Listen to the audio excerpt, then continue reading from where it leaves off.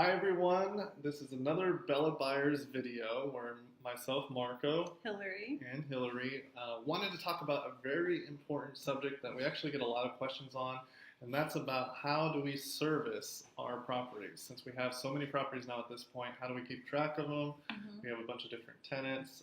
We even have some owner finance properties, and how do we keep track of the payments and work that system? And for us, it all starts with finding the right person to begin with. How do we find the right person to begin with? Well, number one, when we do our remodels to our properties, we try and do high-end remodels, quality remodels. That way we have a quality house. And by having a nice house with nice features and upgraded features, we're able to, number one, ask for a higher monthly payment price. And number two, we can find the better quality people in the area to rent our house because we have a lovely home, better than all the other homes in the area. So by finding the quality people, you have less problems. You don't have to babysit them as much. They have a clear understanding of what the agreement is from the beginning. And it just makes the servicing aspect a lot simpler. But moving forward from there, how else do we handle our tenants and people that pay us? Well, first of all, before I get into that, I just want to say that the tenants we have in the 20 houses we've purchased since the beginning of 2016, we have been really, really lucky, and we've had some amazing tenants. And so you can be super successful in this business as long as you're finding the right people, because technically it's a partnership. Like they're living in your house, you're trusting that they're going to take care of it like you would. And so finding the right tenant is key. But aside from that, pretty much because we still have we have a lot of properties to some people, but to some other people, it's not that many. So I'm able to actually do servicing every month for us. So we're on the first of the month, anywhere between the first and the third. I check all of our bank accounts and make sure that all of our tenants are paying on time. Each property is in a separate bank account. Right, I was going to say that. So we have a series LLC, meaning our company, Bella Buyers, we have Bella Buyers A. There's a property in A. We have Bella Buyers B. There's another property in B. So on and so forth, and we're up to P now or something. Like we have a Bella Buyers all the way up to P. So basically every month I check the bank accounts because each house puts their funds into their own account, so there's never commingling in the account, which is great because it helps with keeping track of all of our payments, but it also is very important when it comes to taxes and the IRS. And how do our people put their money into our account?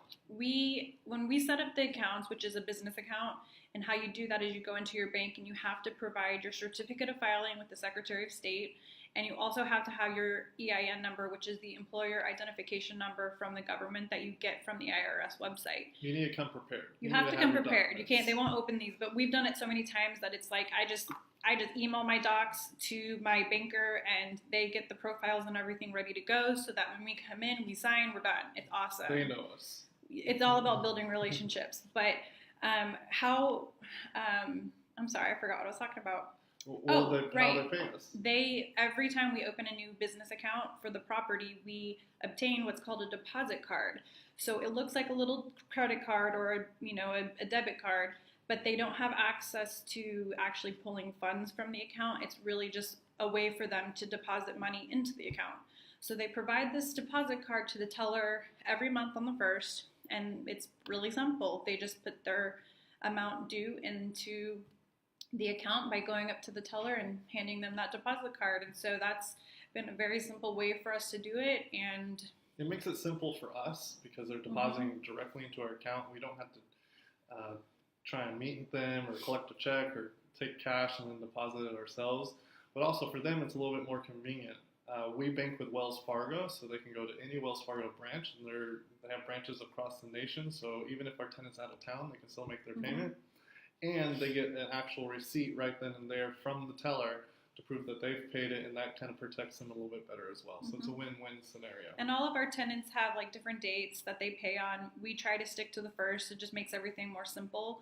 But we've purchased a couple of properties where tenants were already in place, and so those prior lease agreements just have to be honored. So most of our tenants pay on the 1st, but we have one that pays on the 10th, and then we have one that pays on the 15th. So it really just depends on what you negotiate with your tenants prior to signing the lease agreement. So currently I do the servicing. I just make sure the money's there, and if it isn't, I come knocking on your door. Just kidding. I don't actually knock on the It's door. kind of scary. I don't knock on the door, but I'll just text and say, hey, what's going on? We really just want our tenants to communicate with us if they're having an issue or if they need a little bit longer to get the money together. But like I said, most of our tenants we don't have issues with. It's there on the first. No, there's no hassle or issue. So it's really great. It's a great and fairly simple process. The best way to make sure that you get all of your payments on time and that your tenants are doing their aspect of the lease is just find the right person. And if you do that by having a proper screening process, have them pay a higher application fee, do a full background credit check on the applicants, and just make sure you find the right person for your home. And if you find the right person, it'll make the entire lease, a 12-month time frame, a year time frame, a much smoother time frame. And I will say that in the almost 2 years of us doing this business by ourselves together, we have never had to evict anybody. So we're obviously doing something right when it comes to finding the right people, and that is key. There are some investors out there that will just put whoever they can find in there, but then they're going to have issues down the road pretty quickly, actually. So we just try to do everything right from the very beginning, and we've been very successful because of that. That's right. So if you have any questions about your tenants or how you get paid, or you want to know anything more specific, reach out to us. Comment.